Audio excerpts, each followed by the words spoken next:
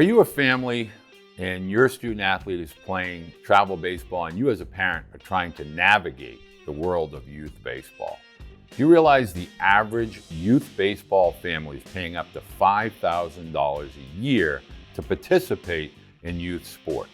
Oftentimes, up to 70% of young student athletes will experience burnout by the age of 13 or 14. The demands of travel baseball, it's skyrocketing. You're being asked to practice, you're being asked to travel, showcases, tournaments. Are those tournaments really benefiting your student athlete?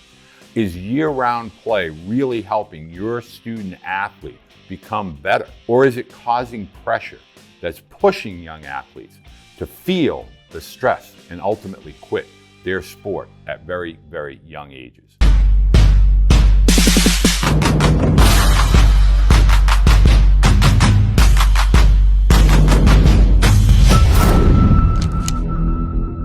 In today's day and age, travel sports create demands on your young student athlete.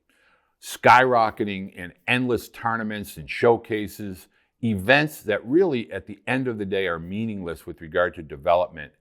Also, year-round play is not as big a deal as you are being led to believe that it is.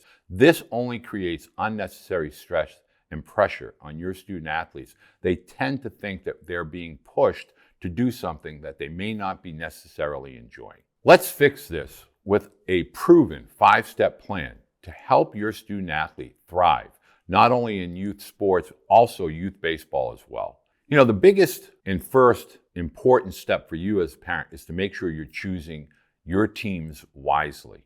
Make sure that the coaching is all about development not only physically but mentally as well. Make sure you're surrounding your student athlete with good quality other student athletes as well as coaching staff. Just because a coach has played at a higher level, their mannerisms, their verbiage, things that may cause structural or important mental hurdles for your student athlete, you want to avoid that. You really want to be surrounding your student athlete with quality people and quality coaches. Make sure it's not all about wins and you're not chasing trophies. Make sure it's about development of skill set, development of experience, how to handle disappointment, failure, because that is an active part of youth sports. Step 2 is really important to make sure you're looking at the number of games that your student athlete is going to be asked to play.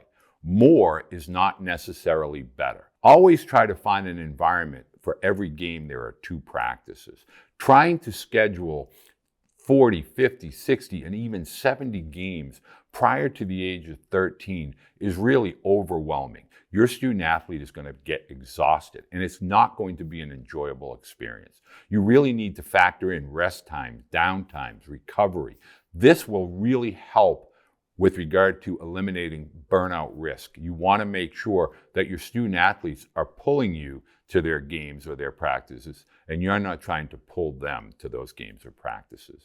Next, I want you to understand that prioritizing multiple sports is not going to allow your student athlete to miss anything. It's not going to allow your student athlete to fall behind. In fact, all of the college coaches that I speak with really gravitate and seek out those student athletes that are multi-sport athletes because they train different parts of their body. They have different mental mechanisms, whether it's a physical sport as opposed to an agility sport. And this also will reduce injuries by up to 50%.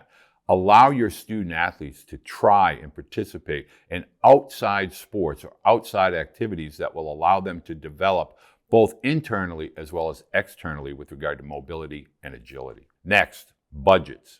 You must have a budget in mind prior to beginning your sport of choice. With regard to youth baseball, you do not need to allocate $5,000 to $10,000. A lot of parents that I work with are absolutely blown away when they look back on the season that they just participated in and they didn't factor in equipment, lessons, travel, lodging, gas, food, all of the ancillary financial components to participating in travel sports. And this is something you want to be well aware of, and you want to set a budget. Make sure you're getting ahead of that with regard to tournaments and gate fees.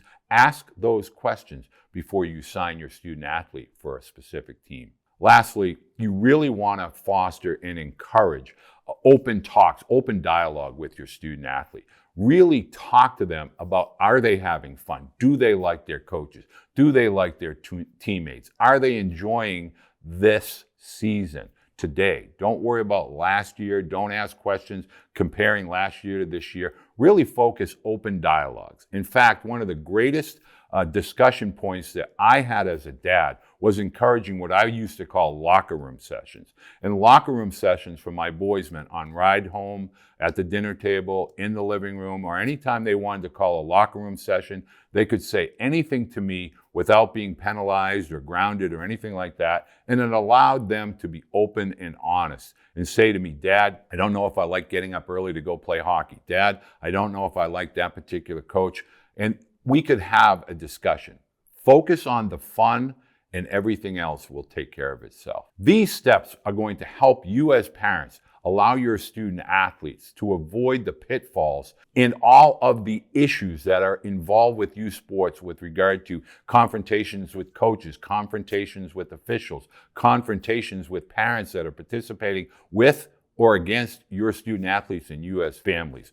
Make sure you understand, as young athletes, they're not competing for roster spots. They're simply participating in a sport that they want to play and have fun, typically with their peers and their friends. Now, if you're ready and you want to make travel ball work for your family, make sure you like this video, a thumbs up, subscribe to the channel.